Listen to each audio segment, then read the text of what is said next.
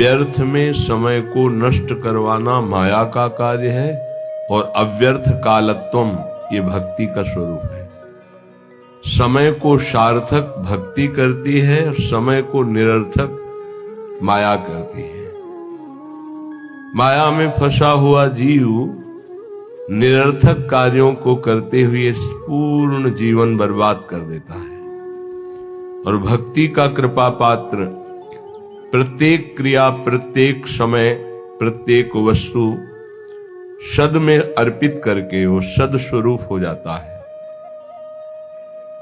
माया असत है, जड़ है, भ्रमात्मक है, दुखमय है। भक्ति सद है, महासुख प्रदान करने वाली है और प्रकाश स्वरूप है, इसलिए इसमें भ्रम हो ही नहीं सकता है। इससे भ्रम का नाश होता है। जो भक्त हैं, जो उपासक हैं, उनके लिए ये बात है। संसारी पुरुष तो प्रभु को कुछ मानते ही नहीं, कुछ मानते हैं तो केवल एक अपने सुख को पाने के लिए उनको साधन मात्र समझते हैं, साध्य प्रभु को नहीं समझते। हे प्रभु मेरा ऐसा कार्य हो जाए, तो प्रभु हुए साधन और सांसारिक कार्य हुआ साध्य, कोई खास बात नहीं हुई। यहां भगवत प्राप्ति की जो चर्चा है उसमें है साधन संपूर्ण विषयों को बना ले, क्रियाओं को बना ले, वृत्तियों को बना ले और साध्य प्रभु को माने। यहां से प्रारंभ होता है भगवत मार्ग। नहीं, उसे हम भगवत मार्ग नहीं कहते। जो केवल सांसारिक भोगों को, सांसारिक पदों को, सांसारिक वस्तुओं को सत्य मानता है और सुन सुनाकर कहीं ना कहीं प्रभु से इतनी आस्था रखता है कि हमारी सांसारिक कामनाओं की पूर्ति हो जाए, वो विषयी साधक है, उसे अभी परमार्थिक नहीं कह सकते। यद्यपि भगवान उसे उदार ही कहते हैं। जैसे पिता से कोई मांगे तो पिता दुलारवश कहता है, तुम्हें धन्यवाद, तुमने हमारी मर्यादा रखी, किसी और से न मांगकर हम ही से मांगा। इसी तरह प्रभु कहते हैं उदार है, आर्त या अर्थार्थी या जिज्ञासु। पर ज्ञानी को अपनी आत्मा कहा है। ज्ञानी अर्थात जो ये जान गया है कि संपूर्ण संसार एकमात्र सत्य परमात्मा है, प्रभु है और मेरे जीवन का लक्ष्य उसी प्रभु को प्राप्त करना है। ये भूल भुलैया के मार्गों को कहीं धर्म नहीं कहा जाता। त्यज लोक धर्मान, लोक धर्मों का त्याग करने की बात कही गई, ये भूल भुलैया है। श्री भगवान जगत गुरु हैं, वही कह रहे हैं सर्वधर्मान परित्यज्य मामेकम शरणम व्रज। मेरी एक शरण में हो जाओ। मनुष्य जीवन का लाभ शरण में हो जाना है। शरणागति का तात्पर्य है तदर्पिता अखिलाचारिता तद्विस्मरणेन परम व्याकुलते। एक एक आचरण प्रभु के अनुकूल हो और निरंतर प्रभु का स्मरण हो। स्मरण में थोड़ा भी विस्मरण बर्दाश्त न हो, यही जीवन का परम लाभ है। यही जीवन का परम लाभ। ये बड़े बड़े सिद्ध संतों की बात है। स्मरण हमारे जीवन की परम उपलब्धि है। निरंतर स्मरण ये सिद्धावस्था की तरफ पदार्पण हो रहा है। सिद्धावस्था आवागमन से मुक्त, प्रभु के नजदीक निरंतर सेवा, रूप रस, प्रेम रस, इसका रसास्वादन करते हुए अनंत काल तक महासुख में डूबना। श्रीपाद प्रबोधानंद जी महाराज कह रहे हैं, आप अपने द्वारा अपना नाश मत कीजिए।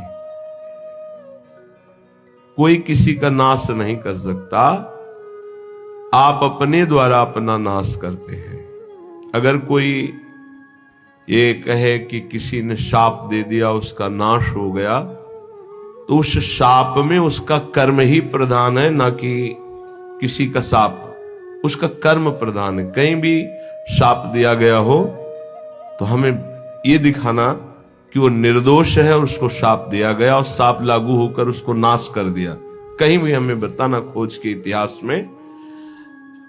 मुनिन का क्रोधो मुक्ति दातार, अगर संतों ने कभी किसी को दंड दिया है, साप रूपी दंड, तो सीधे भगवत प्राप्ति हुई उसकी। जैसे नलकूबर मणिग्रीव परम पावन भागीरथी अलकनंदा में, आकाश गंगा में अपवित्र दशा में थे। परम पावन धाराजू में कभी निर्वस्त्र स्नान करने के लिए नहीं कहा गया है, निषेध है, वो निर्वस्त्र थे। दूसरी बात, देवपुत्र होकर भी मदिरा पान किए हुए थे। कुबेर जी के पुत्र हैं, धनाध्यक्ष कुबेर। धन मद इतना बढ़ा कि परम पावन गंगा जी में भी खड़े होकर मदिरा पान करके ऐसे लौकिक विलासता। तो जे भी देवर्षि नारद जी गए तो अप्सराओं ने तो वस्त्र धारण करके उन चरणों में प्रणाम करके लज्जापूर्ण स्थिति में खड़ी हो गई, लेकिन वो निर्लज्ज मदिरा पान किए हुए ऐसे, ना कोई प्रणाम मुद्रा, ना कोई। तो उन्होंने कहा, तुम इतने बड़े महापुरुष के पुत्र होकर ऐसा आचरण करते हो, जाओ मैं तुम्हें शाप देता हूं, वृक्ष योनि को प्राप्त हो जाओ। बड़ा भयंकर शाप, तो बड़ा भयंकर। कहां कुबेर पुत्र और कहां जड़ वृक्ष योनि। पर कृपालु नारद जी ने कहा, वृक्ष तो बनोगे पर नंदालय के द्वार में वृक्ष बनोगे, और भगवान सर्वलोक महेश्वर जब अवतार लेंगे तब तुम अपने स्वरूप में आ जाओगे।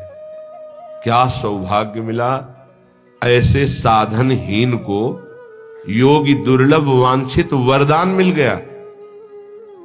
प्रभु उस नारद जी की बात सत्य करने के लिए जब मैया ने ओखली में बांधा तो ओखली घसीटते हुए वहां पहुंचे और दोनों वृक्षों के बीच में फंसा के ऐसा झटका मारा, दोनों वृक्ष गिर पड़े और उनसे दिव्य पुरुष यही नलकूबर मणिग्रीव प्रकट हुए और भगवान का दर्शन, भगवान के वचन, भगवान का स्पर्श प्राप्त किया। क्या यह शाप है? विचार करो, ये शाप नहीं, ये तो वरदान से भी श्रेष्ठ है। अगर कोई हमें शाप भी देता है तो हमारे कर्म का मार्जन होता है, हमारा कोई नाश नहीं कर सकता, हमारे कर्म ही हमको दंड देते हैं। इसलिए कह रहे, ना हंता ममते वृथा कुरु सखे, देहालय स्त्रियादिके, छित्वा दुर्जर श्रृंखलम गुरुगिरा, ते मोह मात्रोदितम वृंदारण्यमुपेत्य शीघ्रमखिला,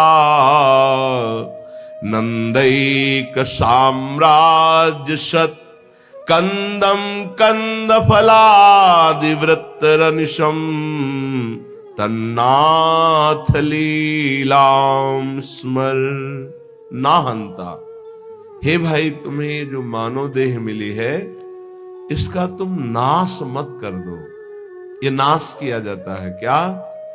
जो पराई माताओं बहनों की तरफ व्यभिचार वृत्ति, जो दूसरे की धन की तरफ अपहरण वृत्ति, भोगों को भोगने में सुख वृत्ति, देहाभिमान पुष्ट करने वाले पदों की लालसा, इस सब अपना एक तरह से पतन किया जाता है और इसी संसार में उन्नति मानी जाती है। उन्नति है इंद्रियों को शासन में रखना, मन को प्रभु में लगाना, यथालाभ संतोष स्थिति रखना, हर कर्तव्य को भगवान की सेवा समझना। हम अपने द्वारा अपना नाश ना करें, ना हंता, अपना नाश मत करो। कोई तुम्हारा बाल बांका नहीं कर सकता, तुम्हारा कर्म ही तुमको दंड देता है। किसी व्यक्ति की बुद्धि में बैठकर या कोई घटना रूप या तुम्हारे शरीर में रोग रूप या परिस्थिति रूप, तुम्हारा कर्म ही तुम्हें दंड देता है। विश्वास कर लो, कोई दूसरा त्रिभुवन में नहीं है जो तुमको कष्ट दे सके। इसलिए जो तुम्हारा देह है, जो घर है, जो स्त्री पुत्र आदि हैं, वृथा में इनमें अहम और मम बुद्धि करके अपना नाश मत करो। बहुत से परिवार तुमने छोड़ दिए हैं। योग वाशिष्ठ में प्रसंग आता है चूड़ाला जी का, और भी बड़े महापुरुषों का आता है। वो सरस्वती की उपासना करती थी रानी। जब उसके पति युद्ध में मारे गए राजा तो बहुत विकल हुई, तो अपनी प्रिय सखी सरस्वती जी का स्मरण किया, आकाश स्थित हो गई और उसने कहा मेरा सहयोग करो, मैं इस समय बहुत व्यथित हूं, मुझे ऐसा ज्ञान प्रदान करो जिससे मैं अपने पति के वियोग को सह सकूं। मुस्कुरा दिया सरस्वती जी ने और कहा तुम मुझे अपनी सखी कहती हो, फिर दुखी हो रही हो। कितने तुमने परिवार छोड़े तुम्हें पता है? बोले नहीं, मुझे तो यही लग रहा है मैं पहली बार जन्म लिया हूं, ये मेरा पति है ऐसा। आओ। तो उनका सूक्ष्म शरीर उनके साथ हो गया, स्थूल वहीं गिर गया। कितने जगह ले गई, ये देखो पूर्व जन्म के तुम्हारे अमुक अमुक नाती पोता परिवार, ये देखो यहां तुम पिता थी, यहां तुम पुत्र थे, इस घर में तुम अमुक थी, याद आ रहा है तुम्हें? तो सरस्वती जी ज्ञान देती जा, हाँ हाँ हाँ। अब इनका कोई परिचय तुमसे है? नहीं। ऐसे उस जीव का तुमसे कोई परिचय नहीं है, वो कुछ समय के लिए केवल तुम्हारा पति। बहुत बड़ी ज्ञानी सिद्ध महापुरुष हुई, योग वाशिष्ठ में बड़ी विशुद्ध चर्चा ज्ञान की है। ज्ञान मोह का नाश करता है, उसका मोह नष्ट हो गया। ये जो हमें मिला हुआ परिवार है केवल भगवत प्राप्ति के लिए मिला हुआ है। गृहस्थ धर्म और विरक्त धर्म अलग अलग मर्यादा है। पत्नी पुत्र परिवार आदि की सेवा रूपी परम धर्म करके नाम जप करते हुए भगवत प्राप्ति करनी है। शरीरों में मोह नहीं करना है, आंतरिक बैठे हुए प्रभु से अपनापन करना है। यहां प्रभु से कोई मतलब नहीं, केवल शरीरों से प्यार किया जा रहा है, इसीलिए दुर्गति हो रही। वृथा में अपना नाश स्वयं मत करो। एक अहमता ममता ये जग में है दुखदाई, ये जब श्री जी की ओर लगे तो होत परम सुखदाई। इसलिए तात मात सुत दार देह में मति अरुझे मतिमंदा। अय मतिमंद, तू अभी समझ नहीं पा रहा, तेरे समय को केवल नष्ट किया जा रहा है। ना तेरी कोई पत्नी, ना कोई पुत्र है, ना कोई तेरा कोई सगा संबंधी है। एक केवल माया का नाटक है। एक ही सच्चिदानंद विराजमान शरीरों में है, जिसे तू जान नहीं पा रहा, और शरीरों का अलग अलग अहमता ममता से संबंध करके पुनरपि जननम पुनरपि मरणम की व्यवस्था कर रहा है। हे भाई, यदि गुरुदेव के चरणों की आराधना करो और उनके वचनों को मान लो तो तुम्हारे मोह का नाश हो जाएगा। और जहां मोह नष्ट हुआ तो आप जो लिखा हुआ वही आपको अनुभव में आएगा। श्रीपाद कह रहे हैं छित्वा दुर्जर श्रृंखलम, ये बहुत कठिन श्रृंखला है जिसको कोई काट पावे। जैसे कोई हथकड़ी और बेड़ियों से जकड़ा हो तो कदम नहीं मार सकता, ऐसे ही मोह की बेड़ियों से, अहमता की हथकड़ियों से ऐसा जकड़ा हुआ जीव है कि सत्संग सुन रहा है, समझ में भी कुछ कुछ आ रहा है, पर फिर वो इतना बंधन है कि वो निकल नहीं पा रहा। इसीलिए गोपी जनों से कहा कि जिन बेड़ियों को काट पाना बड़े बड़े योगियों के लिए कठिन है, तुम उन बेड़ियों को काट कर केवल हमसे प्रेम करती हो, मैं तुम्हारा ऋणी हूं। भगवान श्री कृष्ण चंद्र जी, इसीलिए बड़े बड़े परमहंस गोपी चरण रज की वंदना करते हैं, क्योंकि कहीं कोई राग नहीं है, न पति से, न पुत्र से, न घर से, केवल श्री कृष्ण अनुराग, मुरारी पादार्पित चित्त वृत्ति। छित्वा दुर्जर श्रृंखलम, ये हथकड़ी बेड़ी कैसे कटेंगी? तो कह रहे हैं गुरु गिराते मोह मात्रोदितम।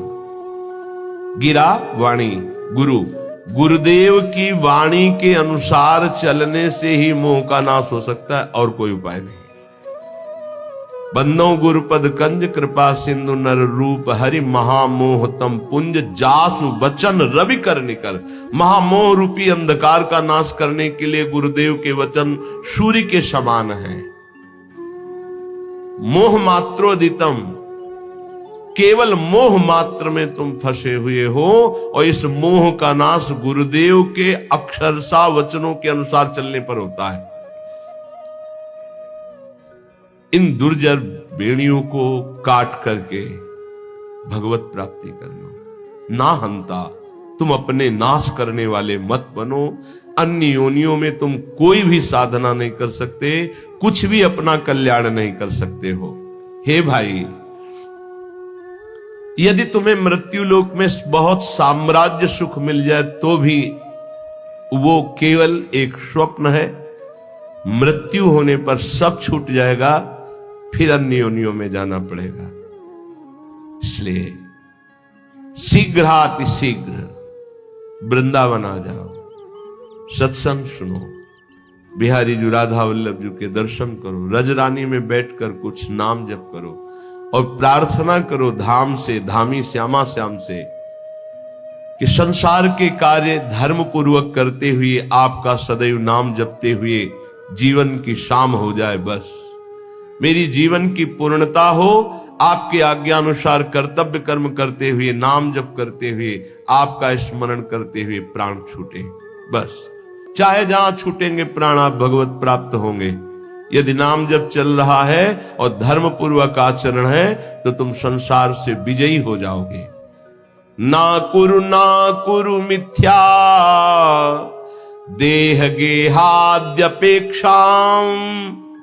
मृतिमखिल पुमर्थ भ्रंशिकाम विद्धि मूर्धनि चल चल सुहृदद्यैवाभिमुखे न वज्रादपि च हृदि कठोरः श्रील वृंदावनस्य। ना कुरु, मत कर, गंदे काम मत कर। तुम्हारी बुद्धि ऐसी मलिन हो जाएगी कि न शास्त्र वचन सुनाई देंगे, न संतों के वचन तुम्हें सुनाई देंगे। सुनते हुए भी तुम उनका उपहास करोगे, उनकी बात नहीं मानोगे, ऐसी गंदी बुद्धि हो जाएगी।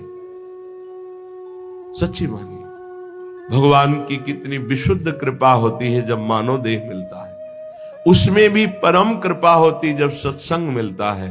लेकिन मलिन आचरण होने के कारण हमारी इतनी गंदी बुद्धि है कि हम वहां कुछ लेने के लिए जो अवसर मिलता है, सतवचन, सतमार्ग, सद्भाव, उनको तो छोड़ते और दोष दर्शन, उपहास, निंदा आदि करके अपना सर्वनाश कर देते। ना कुरु, मत कर, ऐसा मत कर। श्रीपाद कह रहे मिथ्या देह गेहाद अपेक्षाम, इस शरीर के भोगों की अपेक्षा मत कर। ये कोई सुख नहीं है, चाहे जितना कोई भोग ले, तृप्ति आज तक नहीं हुई, वही नवीन आशा। मृतिमखिल पुमर्थ भ्रंशिकाम विद्धि मूर्धनि, ये तुम्हारे समस्त पुरुषार्थों का नाश करने वाले हैं। तुम्हारा शरीर, तुम्हारी भोग इच्छा, तुम्हारे भोग संबंध, ये सब तुम्हारा नाश करने वाले, तुम्हें समझ में नहीं आ रहा। मृत्यु तुम्हारे सिर पर खड़ी है। मृत्युमखिल पुमर्था भ्रंशिकाम विद्धि मूर्धनि, तुम्हारी बुद्धि को भ्रष्ट कर दिया इस मोह ने, संसार की सुख बुद्धि ने, और मृत्यु तुम्हारे सर पर खड़ी केवल समय का इंतजार कर रही। हे बंधो, आज ही इस बात को समझ लो। देखो, इतना विचित्र माया का जाल है।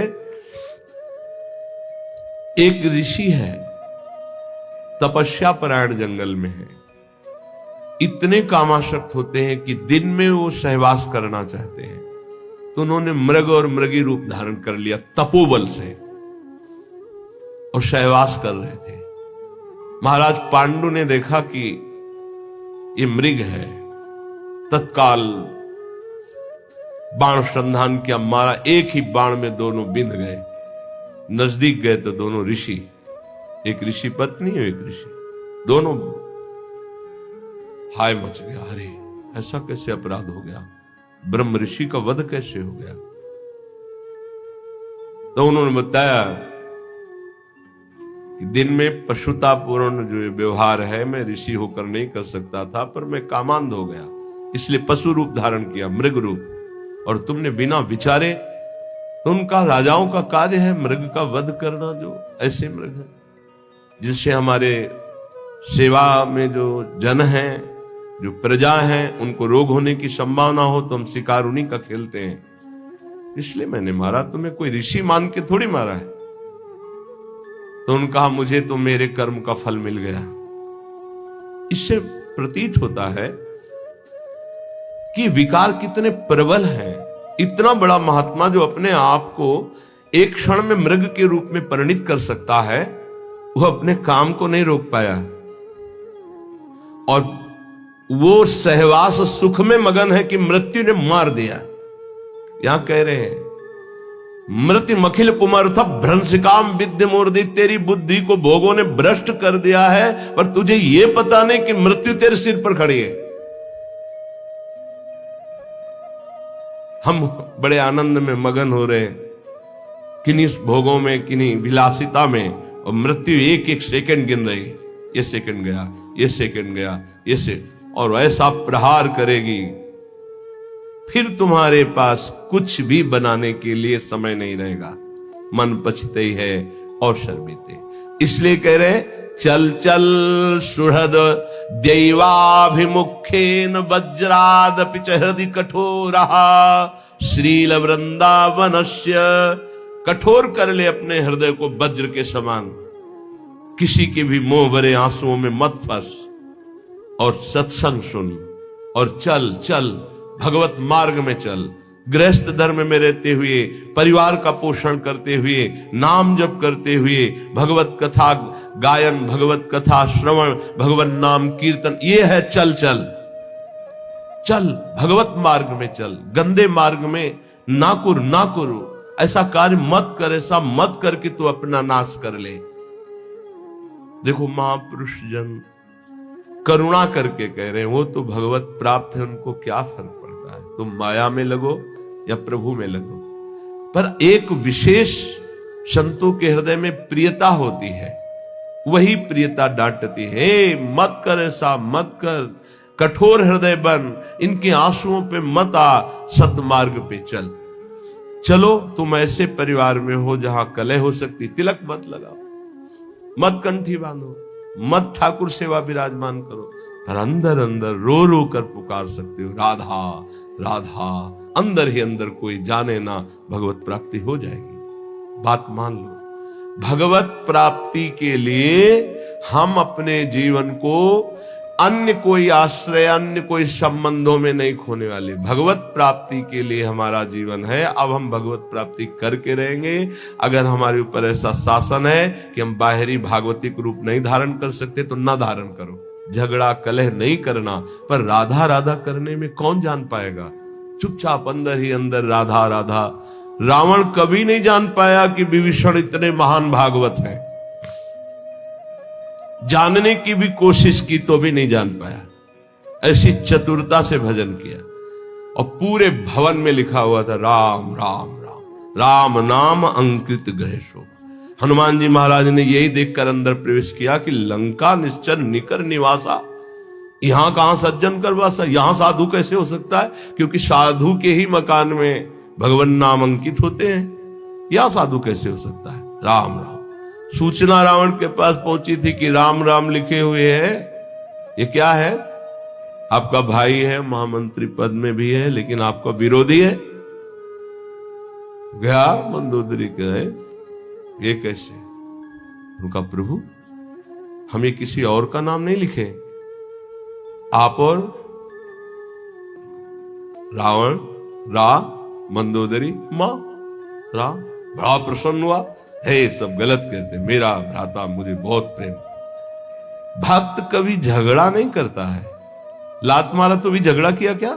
तुम पितु सरिस भले ही मुहि मारा, राम भजे हित ना। अब खुल के बात होने लगी। पहले आग को बढ़ाओ, अंदर भक्ति की आग को, और जब इस कोटि की आग,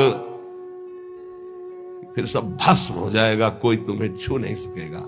5 वर्ष के प्रहलाद जी का त्रिभुवनपति महाबलशाली हिरण्यकश्यप तनिक भी बाल बांका नहीं कर पाया। वही भगवान हमारे भी है। प्रहलाद जी के ही केवल नहीं, हमारे भी हरि है। इसलिए अपने भाव को छुपाकर पहले चिंगारी को ज्यादा प्रकाशित करोगे तो एक बूंद पानी में बुझ जाएगी, लेकिन जब ज्वाला हो जाएगी, हाँ, तो एक आग होती है जो समुद्र में भी पैदा हो जाती है, बड़वानल। आप देखो, हमने देखा है कि जल से भी आग निकल रही है ऐसे, वो जैसे ज्वालामुखी ना, तो जल से भी हमने देखा कि ऐसे लाल एकदम आग की लपटें निकल रही हैं। बड़ा विचित्र भगवान का खेल। जल भी नहीं बुझा सकते, जल में ही तो बड़वानल पैदा होता है, समुद्र में ही। ऐसे ही तुम्हारे हृदय में जब भक्ति का बड़वानल आ जाएगा तो पूरा संसार खिलाफ हो जाए तो भी कुछ नहीं बिगड़ने वाला। इसलिए अपनी भक्ति को जो चिंगारी हुई है उसे छुपाओ और बढ़ने दो, उसे बढ़ने दो। बाहरी कुछ ऐसा मत करो, यदि विरोध हो रहा है अंदर ही अंदर इतना बढ़ा लो कि फिर ताल ठोक के मैदान पे आ जाओ। काम, क्रोध, लोभ, मोह, मद कोई भी परास्त नहीं कर सकता। फिर हरि हर समय तुम्हारे नेत्रों में बसे रहेंगे, पर हमें जीवन खोना नहीं है। श्रीपाद कह रहे हैं, हृदय कठोर हृदय बना लो। तुम्हें कोई गाली दे, अपमान करे, तिरस्कार करे, बिल्कुल अंदर हलचल मत पैदा होने दो। राधा राधा राधा राधा, निकल जाओगे। अद्यैव मूर्ख चल सर्वमिदं विहाय, वृंदावनाय सकलार्थ सुरद्रुमाय, श्री राधिका सुरतनाथ विशुद्ध भाव, शत्राय मैव कुरुकृत्य समाप्त्यपेक्षाम। भाई, ये सब तुम्हें अंत में छोड़ देंगे, तुम सबको छोड़ दोगे। ये बार बार इसीलिए समझा रहे हैं, यही फंसे हैं, यही वो गांठ है जिससे हम निकल नहीं पा रहे।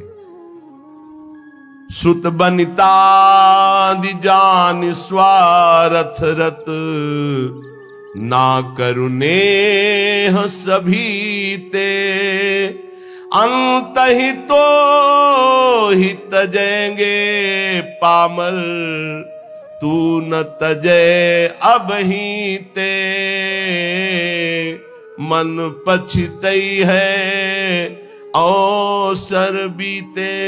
आज तो राधा राधा बोलने लायक हो, ऐसे ऐसे रोग हैं, ऐसी समस्याएं हैं, ऐसी प्रतिकूलता है कि बोलने का अवसर नहीं मिलेगा। ध्यान रखना, पछताना ही हाथ लगेगा। आज शरीर स्वस्थ है, बुद्धि काम कर रही, भगवान की कृपा से वृंदावन में बैठ के सत्संग सुन रहे हो, जैसे बने वैसे मनोरंजन को मारो। मनोरंजन से ही बड़े भयानक भयानक पाप हो रहे हैं।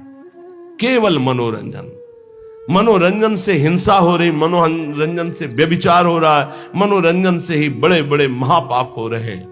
मारो इस मन की वृत्ति को जो पापात्मक भाव में हमें लगाए हुए, जो हमें पापात्मा बना रही है, जो हमें भगवत प्राप्ति से विमुख मार्ग में आगे बढ़ाते चली जा रही है। श्रीपाद कह रहे, अद्यैव मूर्ख चल सर्वमिदं विहाय।